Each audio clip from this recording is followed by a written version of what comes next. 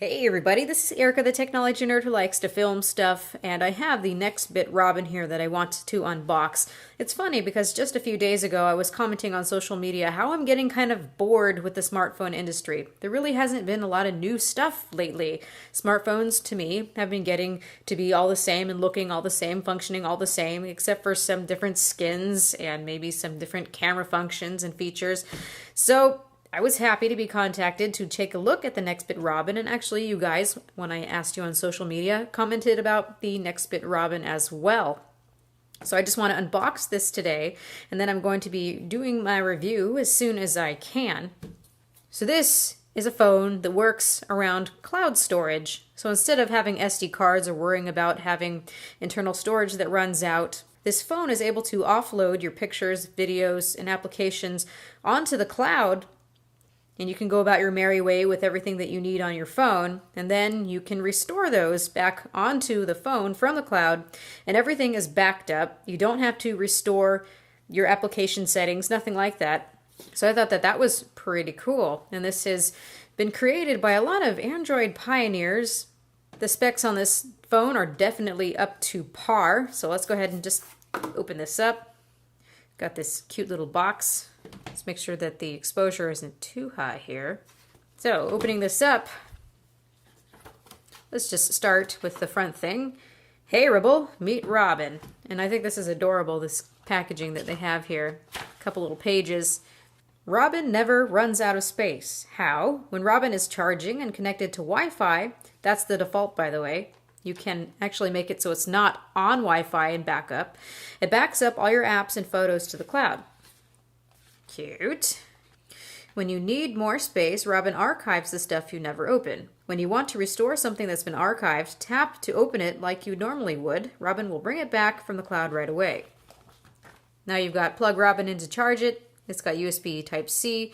Now I looked at the Reddit and it looks like it supports Quick Charge 2.0. So you've got a SIM card ejection tool. You've actually got a fingerprint sensor on here too. I was pretty excited about that. And I love this color. I think they called this mint. So next, now. So on here they've got this plastic film and they're a little bit snippy, kind of cutely sarcastic. This is a speaker, obviously. Thank you, Nexbit, for pointing that out to me. I don't think I could have figured it out.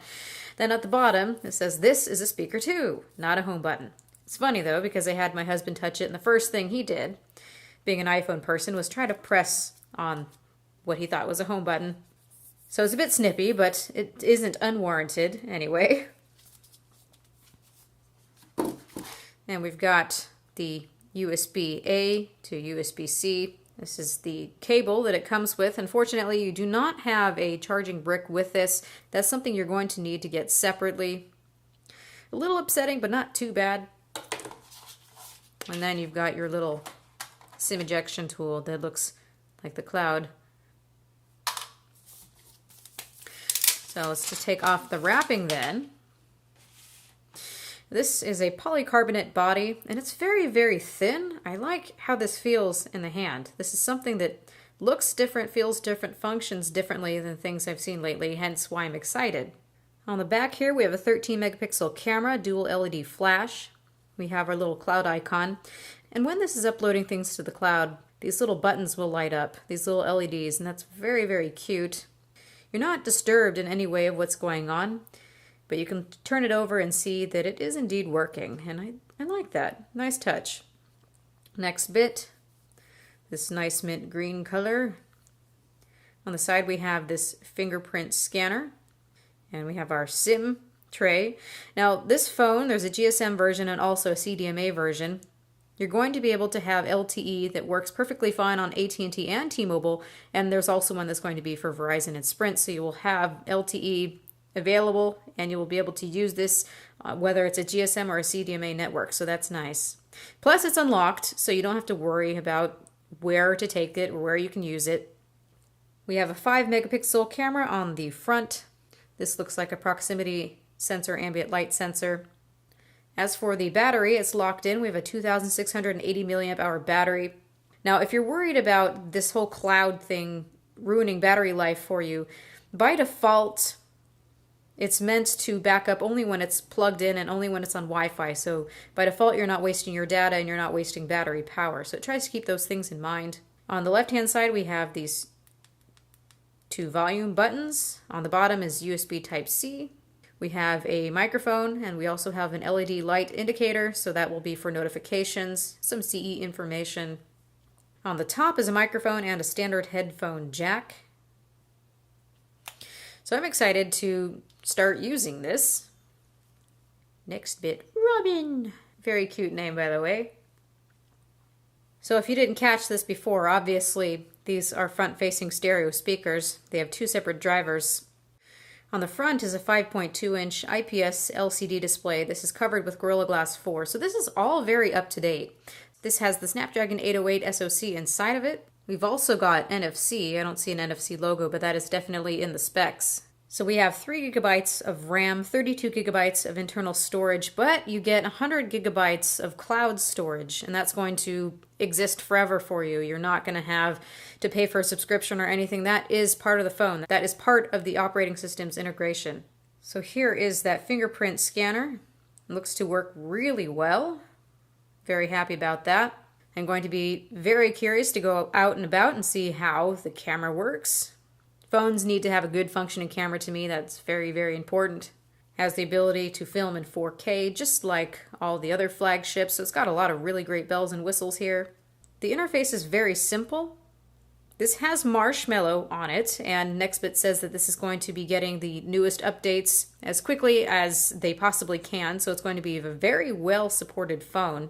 You do have a little bit of a skin on here, so the launcher isn't completely stock. You don't have an app drawer, although that's not so much a problem, just put a different launcher on here. But when you pinch, this is where you're going to have access to your widgets. So it's a little bit different. It's something I need to take some time to get used to. So you can see here that on this home screen, we've got some applications that look grayed out, or they call these ghosts. These are applications that have been archived. If I touch on one, it's going to restore it right away for me. And all of my app settings and everything are going to be restored as well. So I find that to be extremely cool. If you don't want an app to be archived, you can just drag downward like this, and it's going to pin it so it can't be taken away from you. And here you can click on your archived apps. So you can see the grayed out ones. You can get to your pinned apps and then all applications. I'm very excited to take a look at this. I'm going to take this around as my daily driver for so many days. And then I will get into the full review. Now, of course, you guys are going to be wondering what the cost of such a phone is. It looks like it's going to retail for $399. It should be sent out to some of their Kickstarter backers quite soon, if that's not happening already. And I'm just going to put a link in the description so that you can get to their website so that you can keep up on availability for the future. So thank you everybody for watching. This has been Erica, the technology nerd who likes to film stuff. Please rate, comment, and subscribe. This will definitely be a priority for me to review. I will be heading out to Mobile World Congress on the 18th. So this is going to start me off with one of the first phones I'm reviewing of the year. And then of course we have the new Samsung phone and the new LG phones that are coming out. I'll take a look at those. So there's going to be a lot of stuff going on. Please leave your comments in the comment section below. Ask me your questions. Ask me what you want to know about this phone. This is a really nice, slim feeling, very sturdy, light, but robust feeling phone. Very different, very interesting. Let me know what you think, and have a good day, you guys.